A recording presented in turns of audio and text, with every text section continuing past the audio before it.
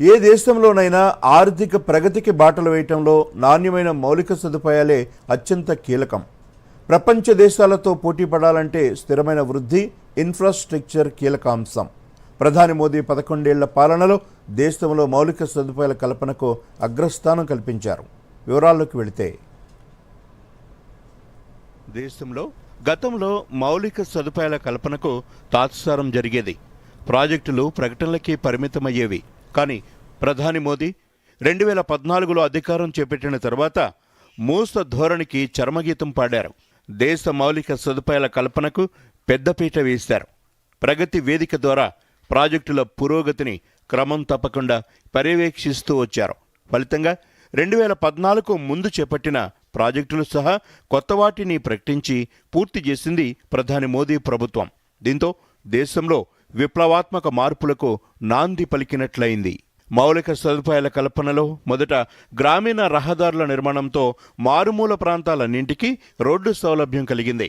అలాగే జాతీయ రహదారులు సైతం కొత్త రూపుదిద్దుకున్నాయి. అంతర్జాతీయ ప్రమాణాలతో జాతీయ రహదారుల నిర్మాణం చేపట్టింది. ఇక రైలు కనెక్టివిటీని పెంచింది. అలాగే రైల్వే లైన్ డబ్లింగ్, విద్యుదీకరణ పనుల రూపేణా గత 11 ఏళ్లలో రైల్వేల విస్తరణ భారీగా పెరిగింది. దేశంలో తొలిసారి స్వదేశీ సెమీ హైస్పీడ్ వందే భారత్ రైలు పరుగులు పెట్టింది. ఇది మేక్ ఇన్ ఇండియాకు నిదర్శనం. అంతర్జాతీయ ప్రమాణాలతో 400 వందే భారత్ రైళ్ల తయారీ జరుగుతోంది. అలాగే అమృత్ భారత్ రైల్వే స్టేషన్ల స్కీమ్ కింద రైల్వే స్టేషన్ల ఆధునీకరణ చేపట్టింది. మరోవైపు విమానయానంలోనూ ప్రధాని మోదీ ప్రభుత్వం 11 ఏళ్లలో కీలక నిర్ణయాలు తీసుకుంది. సామాన్యుల విమానయాన కలను సాకారం చేసింది. దేశవ్యాప్తంగా 10 ఏళ్లలో 85 ఎయిర్పోర్ట్ల నిర్మాణాన్ని పూర్తి చేసింది.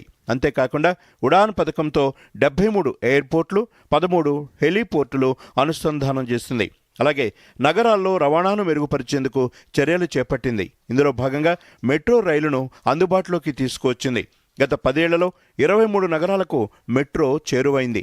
2014లో 248 కిలోమీటర్లకు పరిమితమైన మెట్రో సౌకర్యం 2025 కల్లా 1013 కిలోమీటర్లకు చేరింది.